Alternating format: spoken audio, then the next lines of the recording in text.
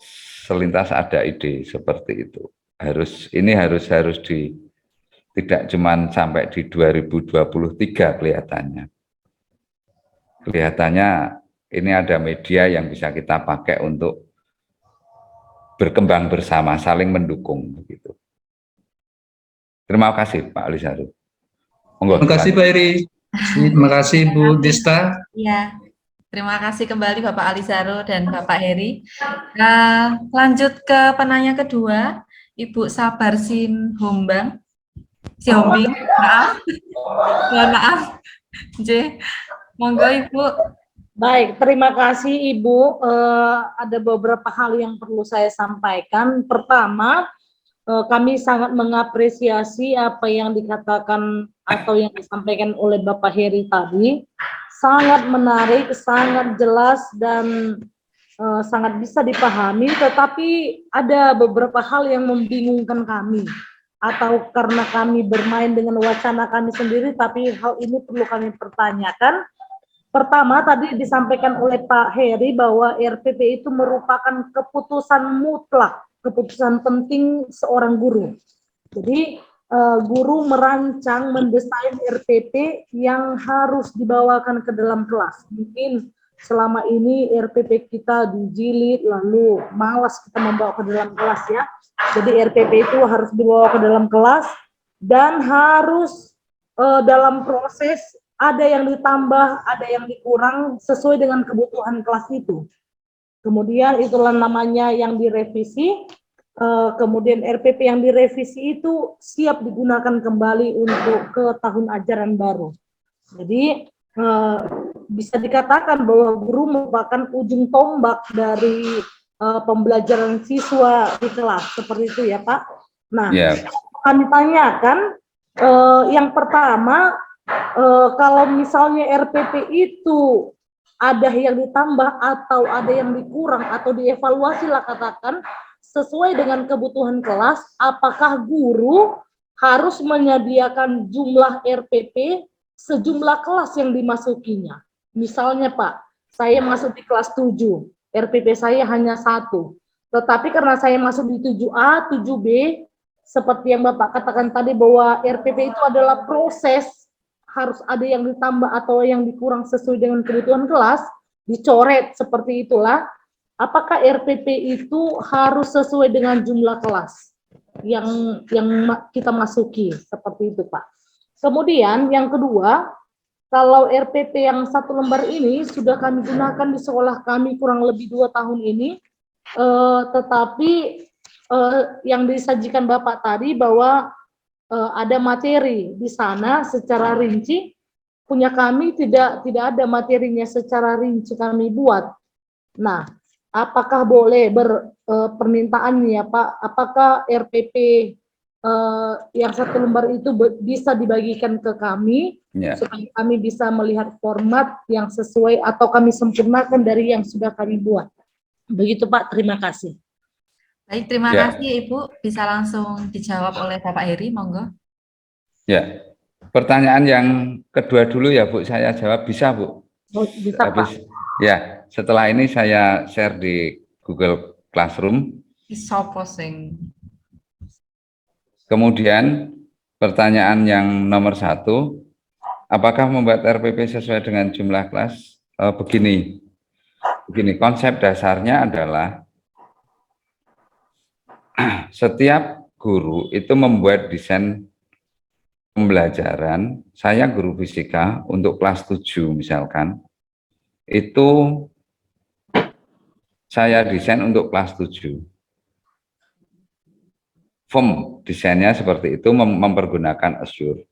Kemudian secara umum ada kesulitan-kesulitan di kelas, ya pasti ya. Ada kesulitan di kelas 7A, 7B, 7C, 7D. Nah, tidak perlu, ini desain ini untuk secara umum, kemudian tidak perlu kita membuat RPP setiap, ini RPP 7A, RPP 7B, 7C, dan seterusnya. Tidak. Tapi bahwa kita mempunyai catatan dan evaluasi dari RPP itu kan terlihat di formatif tesnya. ulangan harian kalau teman-teman guru mengatakan seperti itu. Tetapi esensi dari formative test itu sebetulnya form. Form itu kan bentuk formative test untuk melihat apakah pembelajaran saya sudah berhasil sesuai dengan desain yang saya buat. Di ulangan harian sebetulnya untuk melihat itu. Tetapi kan akhirnya ulangan harian itu menjadi sebuah punishment juga. Bahwa ini adalah ulangan nilai anak-anak. Macam itu. Kira-kira begitu, Bu. Apakah yang dimaksud evaluasi itu Pak, analisis dari ulangan harian itu? Evaluasi pengukuran assessment itu Ya, di setiap kelas supaya kita bisa membedakan.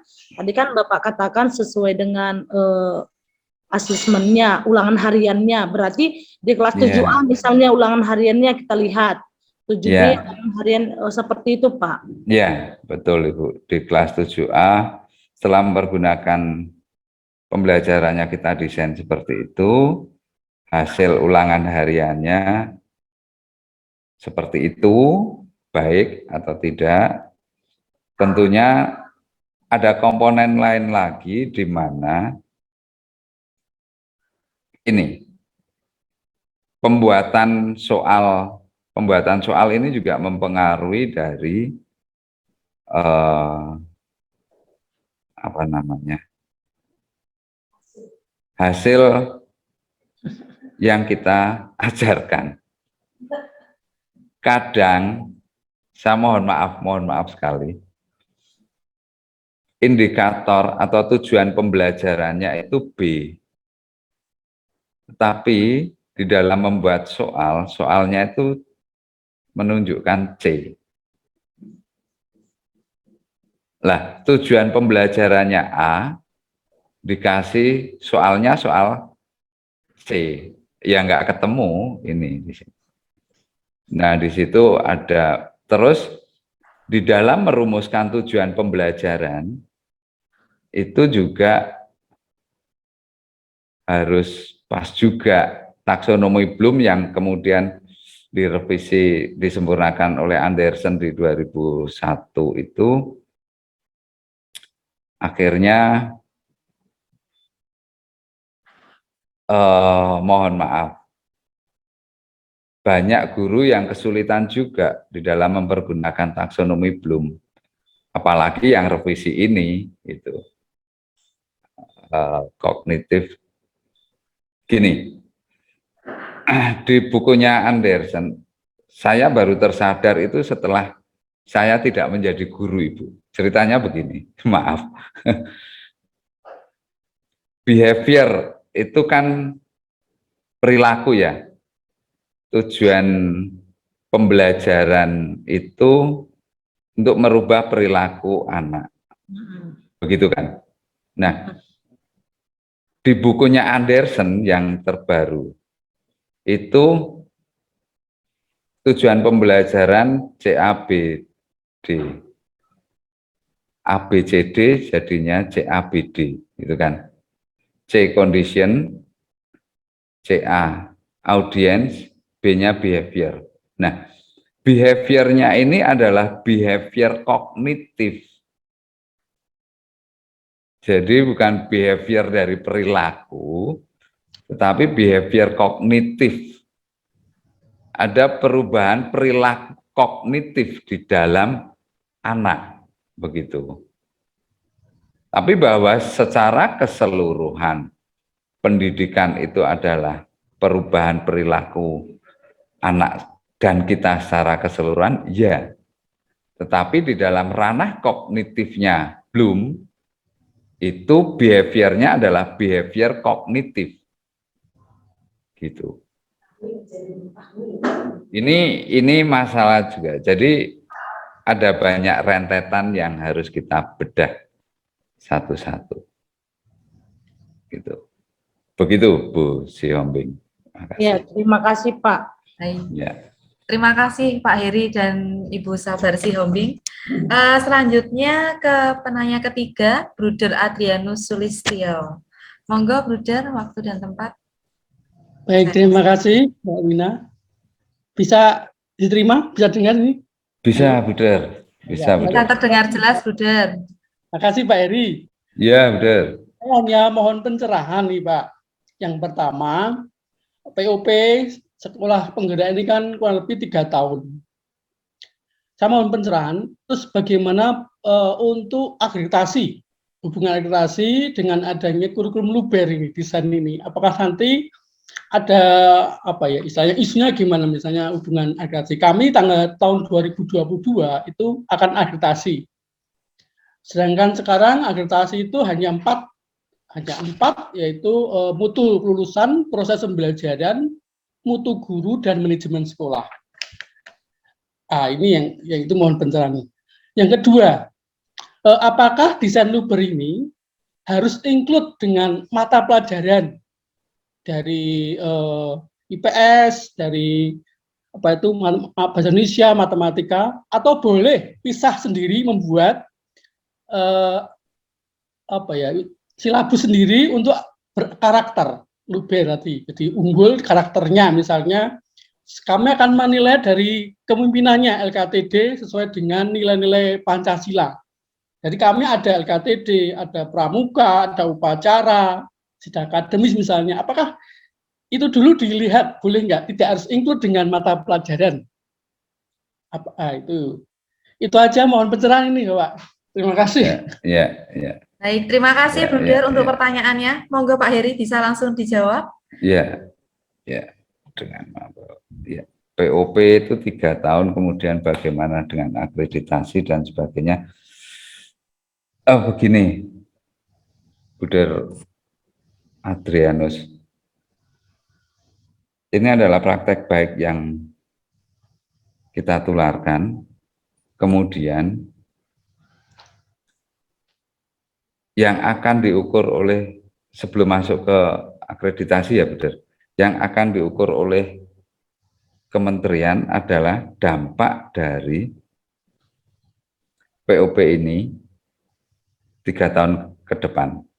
Baseline itu tahun ini, kemudian middle line, kemudian end line, di pretest, post-test, dan pertengahan, itu di 3 tahapan peningkatan dari literasi, numerasi, dan karakter. Nah, sekarang kita dalam rangka untuk membuka bareng-bareng, membuka mindset bahwa pendidikan yang kita jalani selama ini itu dengan arah yang kemana-mana.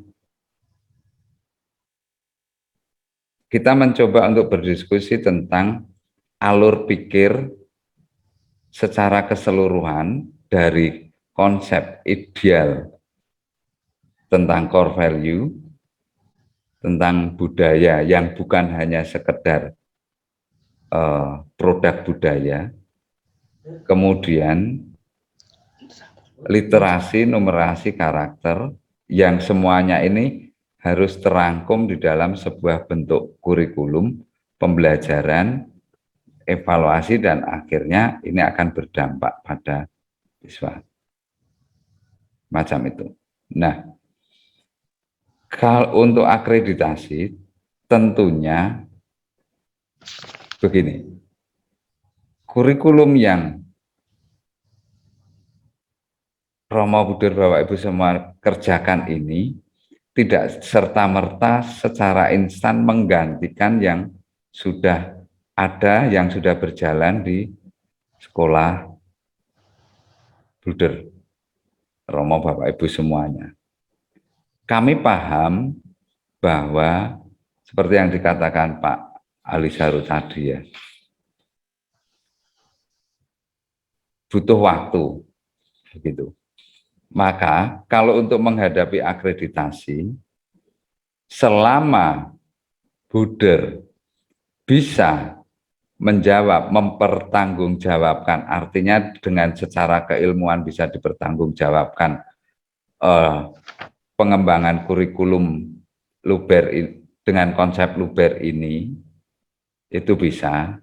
Menurut saya, kan di kurikulum ini muatan atau subjek atau mata pelajarannya masih tetap ada seperti itu. Tinggal bagaimana kita sebetulnya di sini kan memahami cara mengembangkan kurikulum, kemudian cara membenamkan dengan desain instruksional, terus membentuk karakter anak. Konsep itu yang perlu ditarik, dipahami, begitu. Jadi menurut saya masih tetap oke dengan dokumen kurikulum yang kita kerjakan, yang kita buat macam itu. Ini dalam tataran dokumennya. Gitu. Ini yang pertama. Yang kedua, begini.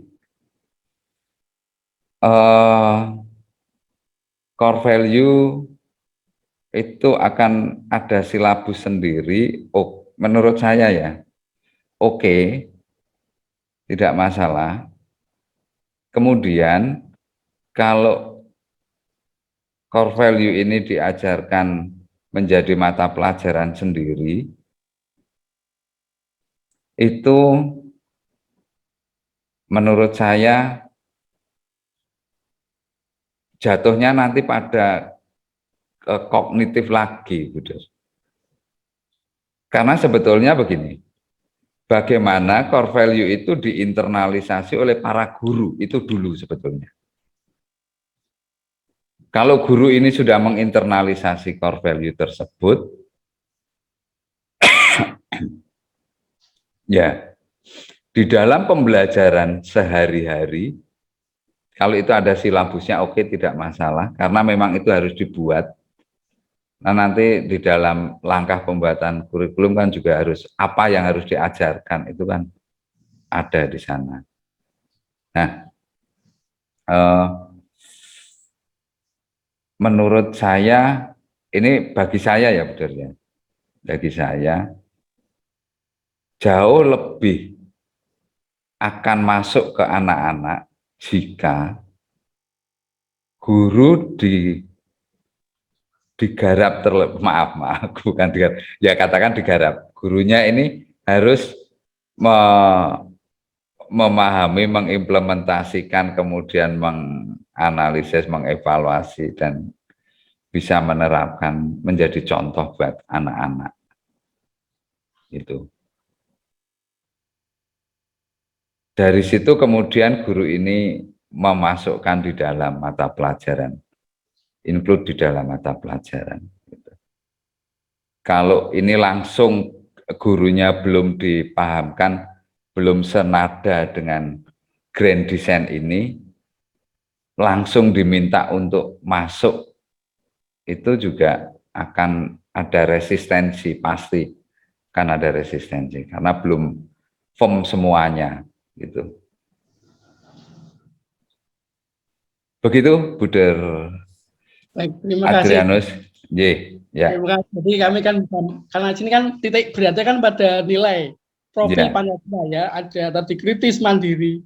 Jadi misalnya upacara itu kan ada nilai-nilai juga dari tadi ada 6 itu, ada kritisnya bisa, misalnya LKTD misalnya, kegiatan itu juga ada gitu. Dan juga bisa buat rapot sendiri gitu. Seandainya itu artinya memang harus guru dulu, include dengan mata pelajaran, kami harus ya biasanya ke include mata pelajaran dulu daripada yang kegiatan-kegiatan yang sudah dilakukan loh untuk karakter. Terima kasih. Iya betul. Ya. Baik, terima kasih Buder dan Pak Heri. Selanjutnya untuk penanya keempat, Bapak Mualdin Sinurat. Monggo, Bapak. Setelah ini nanti Bapak Kasdin Situmorang, J. Mohon dipersiapkan untuk pertanyaannya. Biar lebih efektif. Tidak apa ya Pak Heri ya? Masih semangat ya, Pak. Semangat. J, monggo Pak Mualdin. Baik, terima kasih Bu Dista. Terima kasih Pak Heri, juga Suster, Bruder, Frater, Pastor, Bapak Ibu sekalian. izin ya kesekian kalinya untuk menyampaikan Ya, Pak. ya sharing dan juga pertanyaan, karena mungkin saya nggak tahu apakah di sayanya yang istilahnya terlalu rumit untuk menangkap semua ini atau bagaimana sehingga harus banyak bertanya, begitu Pak Heri untuk Ya, Pak. memperjelas. Ya. Ya, tadi di awal di sesi 1 kita sudah membahas tentang kurikulumnya. Ya, tapi dibatasi dengan teknis, tidak usah kita bahas di sini karena akan banyak kepentingan dengan teknis-teknis itu. Sekarang kita masuk ke desain instruksionalnya. Kalau di dalam ilmiah mungkin ini ya termasuk research and development ya penelitian pengembangan. Nah, maka berangkat dari situ saya bisa bayangkan Pak Heri ketika saya juga menyusun tesis termasuk di pengembangan juga, ribetnya bagaimana. Sementara yang terlibat dalam hal desain instruksional ini adalah semua guru mapel. Kalau kita perhatikan di setiap sekolah minimal 10. Itu minimalnya menurut kurikulum 2013. Belum lagi ditambah yang ada sekolah menambah mapel-mapel tertentu sesuai dengan kearifan lokal atau muatan lokalnya. Nah, yang menjadi tantangan mungkin Pak Heri melalui Ibu Dista juga kepada POP, pertanyaan saya, dengan apa yang disampaikan oleh narasumber tentang kurikulum ini, apakah ada momen ataupun waktu khusus nanti juga pembekalan kepada guru-guru secara khusus dari pihak POP-nya, panitia POP-nya, atau cukup hanya pengimbasan dari kepala sekolah, kemudian instruktur yang didampingi fasilitator. Nah, kalau hanya itu, mungkin apa yang disampaikan Pak Alizaro tadi dari SMP Santo Yosef Jalan Pemuda Medan, saya pikir akan butuh waktu yang lebih kepada para guru. Ya, karena apa? Memahami model-model desain instruksional ini saja tidak seperti yang kita bayangkan 1-2 hari atau seminggu. Perlu pemahaman tahapan-tahapan apa, langkah-langkah apa sesuai dengan model yang dipilih. Nah, kebetulan pada saat ini sepertinya rujukan kepada model Azure ya, Pak Heri. Tadi mencontohkan itu. Padahal banyak sebenarnya model lain yang mungkin di satu sisi ada guru yang lebih cenderung misalnya memilih Dick and Carry. Misalnya, ya kan? Nah, beberapa model lain tadi ada yang bisa dipakai untuk desain instruksionalnya. Tapi kalau misalnya Azure itu saja pun kita butuh waktu mungkin pemahaman, pendalaman bagaimana di langkah pertama, langkah kedua, langkah ketiga mulai dari analyze tadi sampai dengan ke evaluasi. Ya. Nah, ini yang harus mungkin didalami oleh semua guru. Karena apa? Dalam membuat kurikulum, guru di sini dalam arti berarti harus terlibat dalam penyusunan perangkat pembelajaran. Mulai dari program semester, program tahunan, program semester, sampai nanti ke alat evaluasinya. Nah, maka yang pertama itu tadi mungkin dari kami, apakah ini saran atau usul kepada Bu Dista melalui Pak Ferry juga, diberikan waktu kepada guru-guru juga yang mungkin langsung oleh narasumber. Ya, karena kalau imbasnya saja berapa persen yang bisa kami sampaikan, mungkin pendalaman kami sendiri juga tidak bisa 100% sempurna mendalami itu. Nah, yang kedua, ini berhubungan dengan penyusunan kurikulum, ada tim pengembang Pak Heri. Nah, ada tim pengembang kurikulum. Yang selama ini kita gunakan tim pengembang itu kan tidak semua guru. Ya, tidak semua guru. Lalu di mana proporsi tim pengembang ini dalam pembuatan kurikulumnya? Sejauh mana keterlibatannya?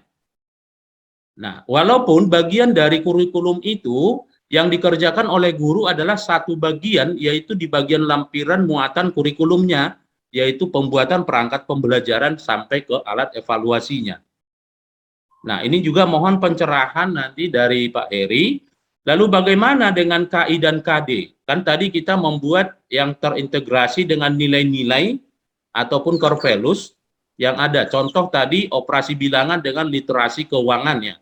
Ya, dengan literasi keuangan. Itu kan hanya 1 KD. Ya, 1 KD. Nah, berarti KI-nya kan perlu juga pengembangan di sana. Pengembangan KI. di mana KI itu harus kita masukkan lagi nilai-nilai tadi, walaupun sebenarnya secara umum sudah ada di sana nilai-nilai karakter yang dituntut seperti yang sudah dilakukan di kurikulum 2013. Tapi karena ada core value sekolah, nilai-nilai sekolah, berarti membuka peluang KI ataupun KD itu harus diubah. Maka kebutuhan administrasinya nanti di dalam pelaporan evaluasi itu kan deskripsi hasil penilaian itu harus sesuai dengan KI ataupun KD yang diuji atau dievaluasi. Nah, maka bagaimana dengan pengubahan KI dan KD? Apakah sistem nanti dari pemerintah sudah mengadopsi itu atau sudah tersedia atau diberi ruang untuk kita khusus untuk itu yang di POP? Karena kalau saya lihat tadi Pak Heri sendiri mengatakan sekolah penggerak dengan sekolah yang bergabung di POP ada perbedaan. Ya, ada perbedaannya di sana. Walaupun nantinya sekolah yang di POP ini akan menjadi sekolah penggerak. Nah, mohon pencerahan kembali Pak Heri. Kira-kira demikian. Terima kasih Pak Heri. Juga Bu Dista, saya kembalikan kepada Bu Dista. Baik, terima kasih Pak Mualdin. Pak Heri langsung ke penanya kedua dulu atau mau langsung dijawab Pak Heri? Langsung saja ya Bu. Oh, langsung saja. Monggo Pak. Bisa dibantu untuk menjawab. Biar hangat gitu. Selamat sore Pak Heri dan Bu Dista dan sekalian, Bapak Ibu, Bruder dan Sister. Pak Kasdin. Mau dijawab Pak Heri dulu untuk pertanyaan Pak Mualdin,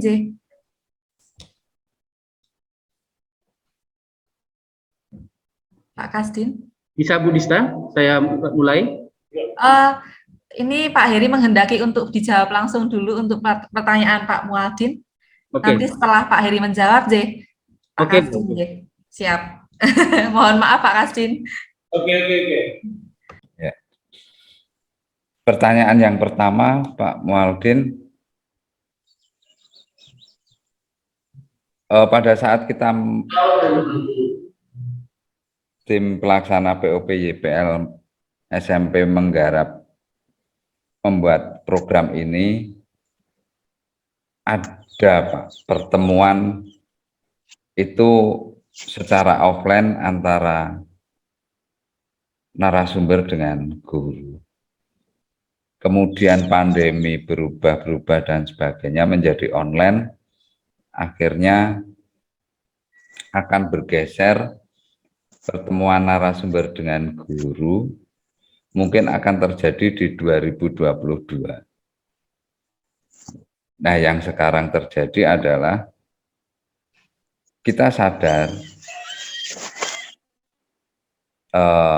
seperti yang saya sampaikan di awal tadi, ada banyak hal begitu masuk di desain instruksional, ada banyak hal teknis yang harus dilakukan, gitu ya Pak ya. Kemudian ini nanti akan menjadi catatan kita Pak.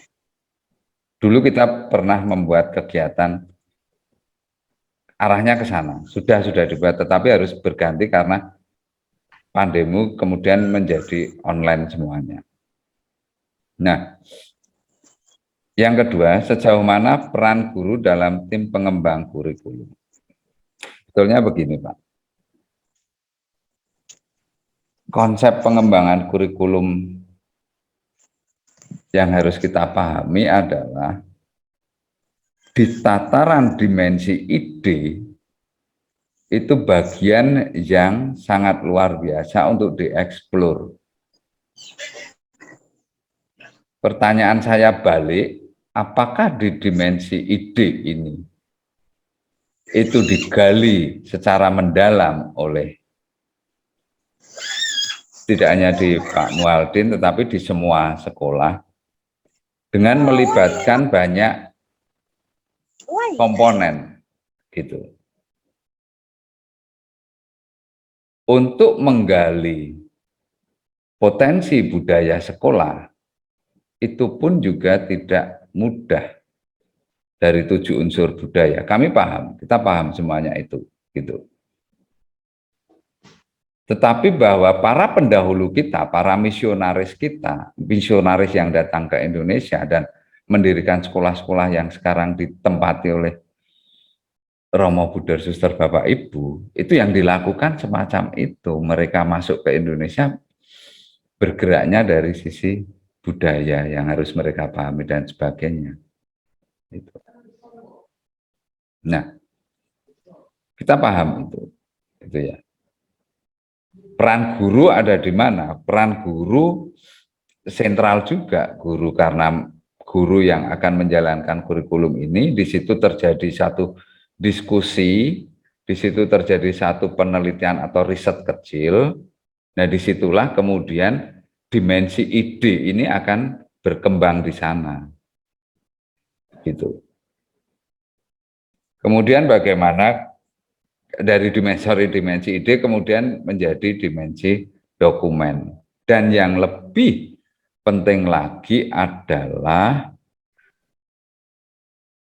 pendekatan ini adalah pendekatan sikap. Maka Buder Martin di awal mengatakan bahwa kalau hubungannya linear, jika sikap anak baik kemudian berpikir kritisnya bisa jalan dengan baik, maka secara akademis dia akan mudah untuk belajar apapun. Sikap berpikir kritis, kita mempersiapkan anak-anak kita seperti itu. Ini yang perlu dipahami bersama. Memang masuk di secara teknis bagaimana dengan KI dan KD ada peluang dirubah. Bagi saya itu bukan satu hal yang sakral menurut saya. Asal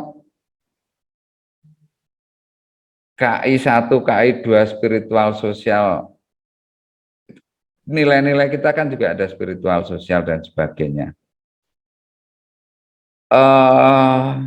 Saya paham bahwa di tingkat sekolah itu ada sebuah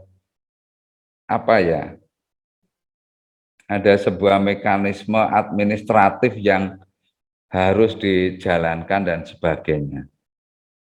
Tapi pada saat harapan saya sih begini, harapan kita semua ya, pada saat kita bisa melihat secara helikopter view dunia pendidikan kita, itu kita bisa memilih mana dulu yang menjadi hal yang utama.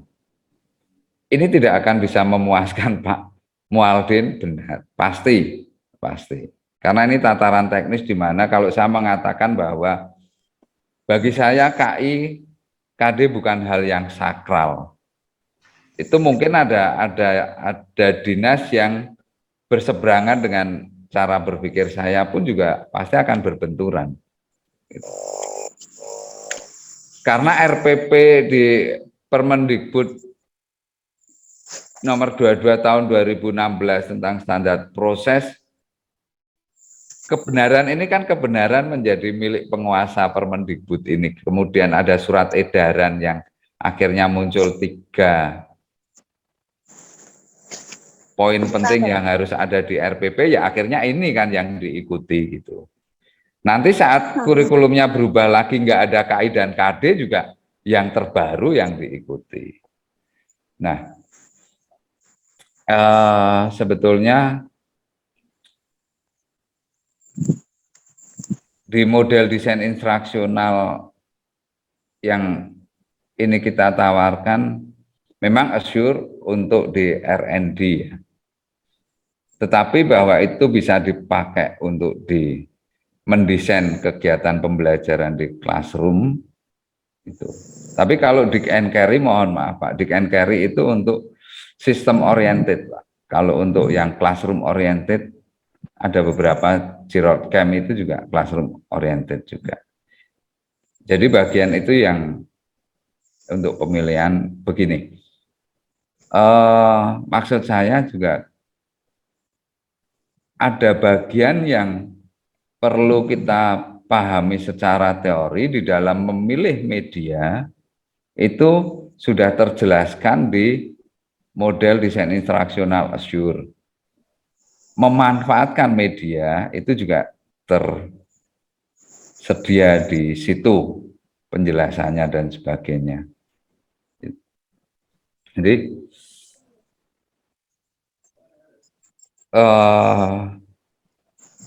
dari kurikulum turun ke desain instruksional, tatarannya teknis sekali di situ, kemudian terus ini nanti bagaimana, terus ini bagaimana, terus ini bagaimana. Kita paham bahwa akan terjadi hal seperti itu. Apakah harus dilakukan di tahun ini, apakah harus dilakukan di tahun depan. Tapi mari bersama-sama untuk kita melihat alur model program ini itu match tidak dengan misalkan model program peningkatan kompetensi pendidik dan kependidikan yang ada di tempat Romo, Buder, Suster, Bapak, Ibu. Jika ada yang tidak match, mari kita berdiskusi. Kemudian ini model program ini itu secara ideal oke enggak gitu, itu secara ideal. Bahwa ini saya mengatakan secara ideal saat ini kelihatannya ideal, tetapi bahwa itu sudah pernah dijalankan, iya gitu. Saya bisa merasakan kesulitan-kesulitan para kepala sekolah yang mencoba untuk memahami kami di dalam menyampaikan materi ini memang, ya, gitu. Belum lagi besok kita sampai di evaluasinya pun juga bukan evaluasi di pembelajaran, tapi evaluasi bagaimana mengevaluasi kurikulum yang sudah dikembangkan dengan modelnya Staffel BIM di CIPP itu. Gitu. Kira-kira begitu Pak Mualdin. Mungkin tidak memuaskan. Kemudian apakah sistem negara mengakomodir KIKD yang dirubah dan sebagainya? Menurut saya apa sih yang nggak bisa dirubah di negara ini? Apakah ini diakomodir? Harusnya diakomodir karena sudah ini Merdeka Belajar, ilmu desain instruksional seperti ini, bahwa kita bertanggung jawab terhadap pembelajaran anak-anak kita, asal kita bisa membuktikan bahwa dengan desain instruksional semacam ini, pencapaian standar kompetensi lulusan kami di karakter menjadi seperti ini, baik misalkan karakternya harus terukur.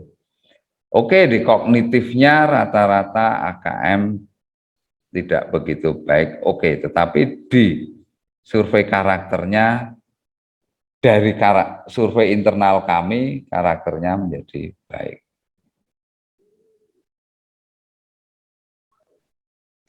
Kira-kira seperti ini, ada bagian-bagian yang memang harus dibuka ininya, keran-keran yang sekian lama berkutat dengan aturan dari negara, kemudian ini Merdeka Belajar dibuka kerannya, nampaknya masih ada sumbatan-sumbatan yang harus kita bersama-sama untuk bergandengan bareng untuk mencoba bersama-sama mendesain kurikulum, kemudian mendesain instruksionalnya, besok melakukan evaluasi, begitu. Begitu Pak Mualdin, terima kasih banyak. Ya, baik, terima kasih Pak Heri dan Bapak Mualdin. Ini untuk penanya terakhir saya berikan kesempatan kepada Bapak Kasdin Situmorang. Monggo Bapak Kasdin. Tidak apa-apa ya Pak Heri ya? Ya. Terima kasih buat kesempatannya Bu Dista dan Pak Heri ya. Dan rekan-rekan sekalian, Suster, Pater, dan Bruder. Saya sangat tertarik Pak Heri masalah itu desain instruksional atau boleh dikatakan itu mind mappingnya pembelajaran ya Pak ya. Nah di situ ada tadi dibahas masalah teknologi pembelajaran, mulai merancang, mengembangkan, memanfaatkan, kemudian memanajemen, kemudian juga menilai. Jadi kalau bicara tentang perancangan, pengembangan, tentu ini ada fase sebelumnya adalah fase risetnya, kan begitu Pak ya. Nah, riset tadi ada itu menurut model SU, itu ada analisis karakteristik peserta didik. Itu kalau menurut saya Pak ya. Nah, sungguh ini menjadi suatu apa kita katakan butuh energi atau kerja keras bagi Bapak Ibu guru untuk menggali ini. Karena memang setiap tahun ajaran tentu peserta didiknya berbeda. Jangankan setiap tahun ajaran, setiap semester pun atau setiap kita katakanlah per 3 bulan pun siswa bisa ada perubahan. Mungkin karena faktor lingkungan dan lain sebagainya itu. Jadi memang betul-betul kerja keras. Nah, pertanyaan kami Pak Heri, nah ada nggak manajemen yang bisa dikatakan walaupun sifatnya situasional, manajemen pendidikan yang bisa mengelola masalah itu? Itu kira-kira pertanyaan kami Pak Heri. Lebih kurang, mohon maaf Pak. Terima kasih Pak. Ya, ya. Terima kasih Pak Kasdim. Semoga Pak Heri bisa langsung. Ya, ini bukan masalah sederhana Pak. Pak Kasdim Situmorang. Saya mohon maaf ya. Kita lemah dengan data. Zamannya sudah seperti ini. Terus ini menjadi kegundahan kita juga sebetulnya. Bagaimana konsorsium ini, yayasan-yayasan yang sudah bergabung ini, yuk memikirkan ini bersama, gitu. Karena need analisis itu bagian penting di dalam kita merencanakan. Contoh ya, misalkan kalau kita bisa membuat sebuah sistem bersama, memetakan secara komputerized, memetakan anak didik kita, guru akan dengan sangat mudah untuk, kelas 7B itu gaya belajarnya visual misalnya, lebih banyak visual, dominan visual, kesana dan seterusnya. Nah, mungkin ini menjadi menarik saat di tataran yayasan untuk berbicara jejaring, Pak. Jejaring di setiap lini. Tapi ini memang penting, Pak. Di Assure Analyze Learners yang tertera di situ memang gaya belajar sudah ada dari Bobby De Potter, ada untuk mencari gaya belajar, tetapi untuk melihat kondisi siswa yang lainnya memang harus digali, dan ini betul kata Pak Kasdim Situmorang akan membutuhkan kerja keras setiap tahun dan sebagainya. Bagi saya ini sebuah ide yang harus ditangkap, permasalahan yang menjadi ide dan harus ditangkap bagi kita semua sekolah-sekolah di bawah yayasan anggota konsorsium. Nanti akan kami bahas Pak Kasdim, ada banyak hal. Dari harapan pertanyaan teman-teman yang ada di sini, kita nanti akan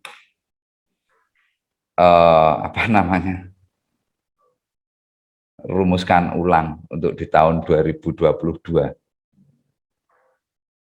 POP 2022. Terima kasih banyak Pak Kasdim Situmorang. Sama-sama Pak. Ya, terima kasih Pak Heri dan Bapak Ibu yang sudah bertanya. Tidak terasa ternyata kita sudah terlewat 22 menit dari jam. Oh iya. Tidak apa-apa. Pengen dilanjutkan ya Pak Heri ya. Ya, enak begini ya daripada dilanjut di Classroom. Ya. Nanti bisa dilanjut melalui Google Classroom begitu ya Pak Heri. Ya. Nanti akan dijawab oleh Mbak. beliau.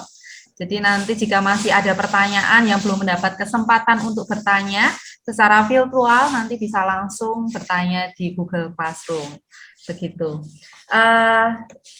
kita tutup dengan doa pertemuan kita hari ini. Pastor, Bruder, Bapak, Ibu, Suster, saya mengingatkan untuk agenda besok adalah diklat kepala sekolah hari terakhir, akan dimulai pukul 9 dengan bertemu lagi dengan Pak Heri, dengan materi evaluasi kurikulum, kemudian akan dilanjutkan dengan diskusi penerapan hasil diklat pada asesmen nasional peningkatan mutu pendidikan. Begitu. Baik, terima kasih. Langsung saja saya boleh minta bantuan Suster Martika untuk memimpin doa. Mohon bantuannya. Terima kasih, Bu. Iya. Mari kita berdoa. Dalam nama Bapa dan Putra dan Roh Kudus. Amin. Bapa yang kudus, Allah yang kekal, kami bersyukur kepadamu atas segala kebaikan-Mu yang kami terima sepanjang hari ini, terutama dalam diklat kepala sekolah mengenai pembahasan kurikulum yang bagi kami sangat menarik dan merupakan tanggung jawab kami bersama. Ada banyak hal yang bisa kami pedomani dan bisa kami pegang meskipun dituntut tanggung jawab dan pengorbanan baik tenaga, pikiran, supaya semuanya itu dapat terlaksana di unit kami masing-masing.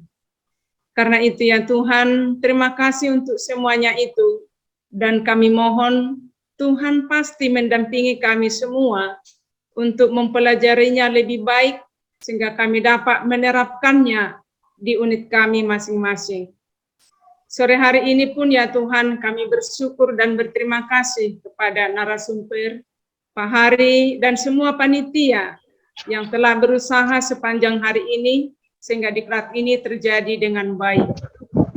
Ini pun ya Tuhan, kami merasa lelah.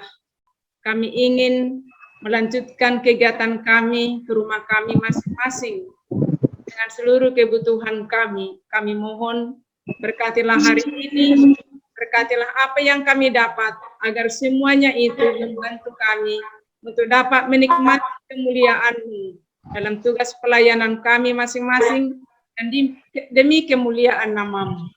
Semuanya ini kami sampaikan kepadamu dengan pengantaran Kristus Tuhan dan penyelamat kami. Amin.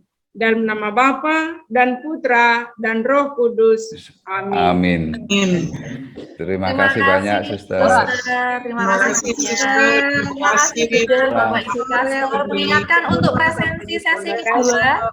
Terus kita diisi, ya, terima kasih. Terima kasih.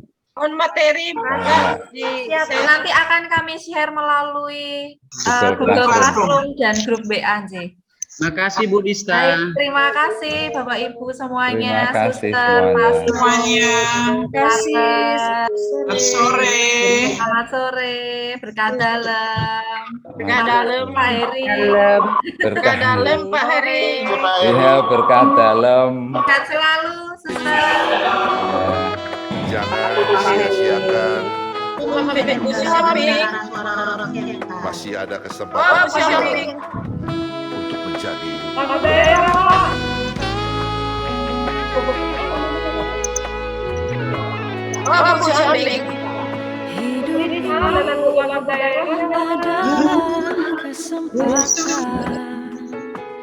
hidup ini Usaha kirim dulu nama kakaknya. jangan sia-siakan waktu yang Tuhan beri. Hidup ini harus jadi berkah.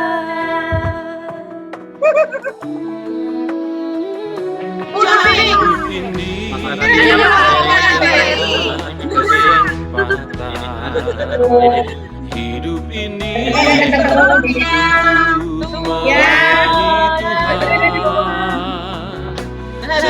jangan sia-siakan waktu yang Tuhan beri. Hidup ini harus jadi berkah.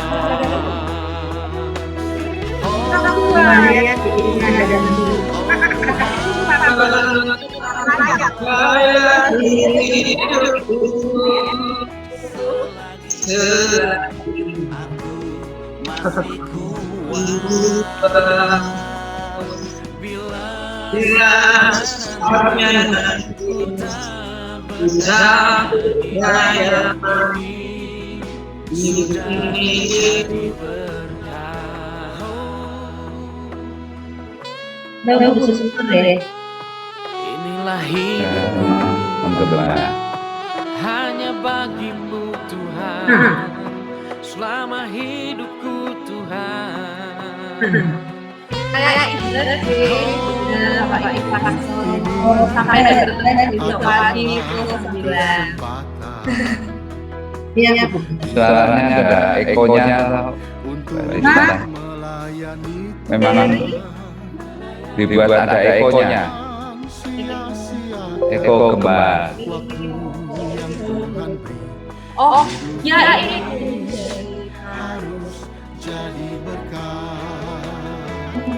Iya. Enggak, Pak Heri dari adminnya, dari tekniknya ini ada sedikit terkendala. Ada gembanya. Iya, Pak Heri.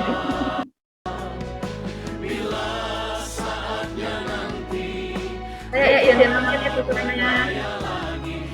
Bisa. Terima kasih Tuhan berkati. Terima kasih ya. Pak Heri. Ya.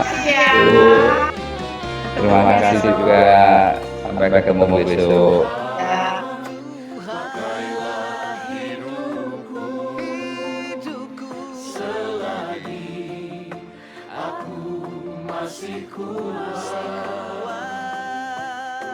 Bila saatnya nanti ku tak berdaya lagi, hidup ini sudah jadi berat.